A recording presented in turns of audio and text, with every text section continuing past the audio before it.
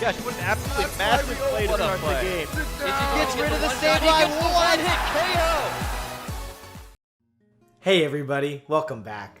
Today, I wanted to cover one of my favorite films in the franchise, Pokemon 3, the movie.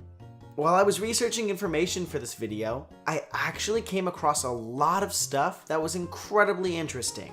So I'm going to split today's information into a few parts. Each part will have a theme, and today's theme will be focusing on background information for the film itself. For example, did you know that the idea of the Unown causing everything to turn into crystals was inspired by J.G. Ballard's novel, The Crystal World? The stories are completely different, but Takeshi Shudo, the chief writer for the original series of Pokemon, liked the scenery depicted in the novel and wanted to bring it to the big screen. On the other hand, the mansion where Molly lives was based on the Cologne Cathedral in Germany, in particular its twin towers. The two towers of Molly's castle are each supposed to represent a different version of Molly herself. The Molly of the fictional world, and the Molly after she wakes up back in the real world. The first draft of this movie was going to be entirely different, featuring the discovery of a dinosaur fossil which would have been brought back to life as a real-world Tyrannosaurus Rex, and would have gone on rampage throughout Kanto. The movie's purpose was to have answered the question, what happened to the real-world animals that used to live in the Pokemon world, and took Takeshi Shudo 6 months to write.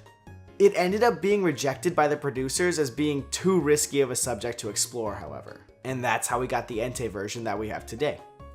The official English title for this movie in Japan is Lord of the Unknown Tower Entei, which is different than the Japanese title of The Lord of the Crystal Tower Entei. This change occurred because the producers thought this new title would sound cooler. Yeah. The 4Kids dub ended up going in a completely different direction for the name, however, but old promotional teasers can still be found showing the use of the Japanese title for the film. This was the first movie to hand out a gift to everyone who watched the film, regardless of whether or not they bought a pre-order ticket in Japan. Each moviegoer received both a Hitmontop and an Igglybuff from the Neo card set, sealed together, but only if you visited the theater back in July of 2000. An early Japanese trailer for the movie features a brief shot of Mewtwo's silhouette at the entrance to a cave during a thunderstorm. For a period of time, the staff planned on having Mewtwo make an appearance in this third movie, and was going to tie the events of the third and fourth movies together somehow. The short before the movie, Pikachu and Pichu, actually has its name flipped in Japanese, and is known as Pichu and Pikachu in Japan instead. Additionally, the Japanese narrator of the short, Sakai Noriko, was arrested in 2009 on an account of drug possession, which resulted in Pichu and Pikachu being banned in Japan.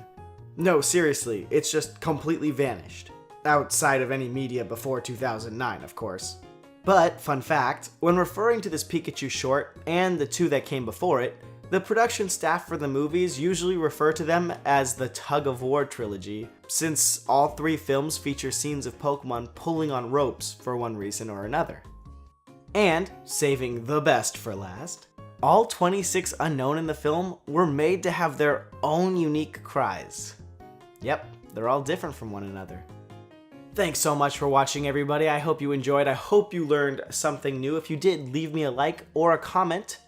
And if you guys want to see more videos about Pokemon information that you actually might not know, think about clicking that subscribe button, and I'll see you guys next time on another episode of Pokemon Feet.